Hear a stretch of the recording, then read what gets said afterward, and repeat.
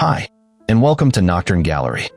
Today, we re-diving into a masterpiece that mesmerizes millions, Starry Night by Vincent van Gogh. It's a painting we all know, but do we really understand it? Van Gogh painted this vision of the cosmos while staying in a psychiatric clinic. Hard to imagine, right? Why does Starry Night seem to show galaxies and nebulae before science even discovered them? What was Van Gogh trying to tell us through those swirling skies, the peaceful village, and the dark, reaching cypress tree? Tonight, we not just looking at a painting. We stepping into Van Gogh's world, a world filled with both deep personal pain and profound insight. To truly understand Starry Night, we need to explore his life at that time, marked by inner turmoil and his almost mystical connection to nature.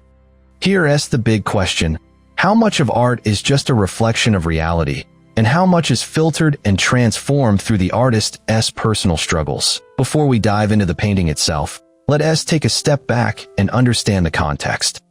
Van Gogh didn't find peace in Saint Remy. By the time he arrived in the Asylum in 1889, he was already battling dizzy spells and nightmares. In Paris, he painted over 200 works in just 2 years, but admitted that at times, he felt paralyzed. This tension between his output and his inner struggles became the foundation for the intensity we see in Starry Night. In May 1889, Van Gogh checked into the Saint Remy Asylum. The environment was surreal. Patients dressed as if waiting for a journey, but they never left.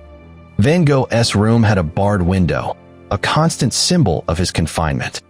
Yet, even surrounded by darkness and chaos, he painted relentlessly, driven by what he described as a dull frenzy. He found freedom in his art, even when physically and mentally restricted. With all this in mind, Starry Night takes on a new level of depth. When you look at it, you immediately notice the thick, swirling brushstrokes. It's not flat paint. It's full of energy, almost alive. Van Gogh used impasto, applying the paint so thickly it stands out like a sculpture. It's not just a picture of the world. It's the world he felt deeply, physically. He didn't just paint nature, he painted emotion. His color choices weren't meant to mimic reality.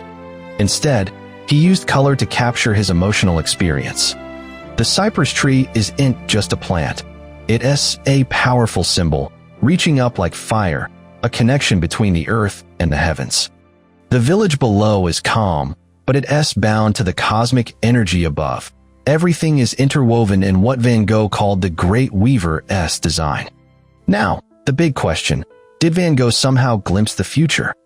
The spirals in Starry Night resemble galaxies, but he wasn't painting astronomy. What he painted was the energy of the universe, the dynamic forces he felt in his soul. For him, the night sky wasn't just something pretty to look at.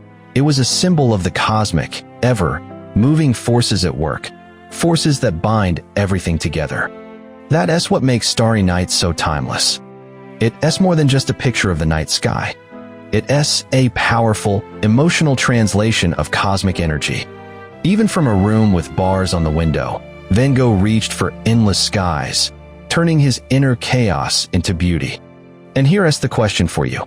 Next time you look at Starry Night, will you just see a famous painting?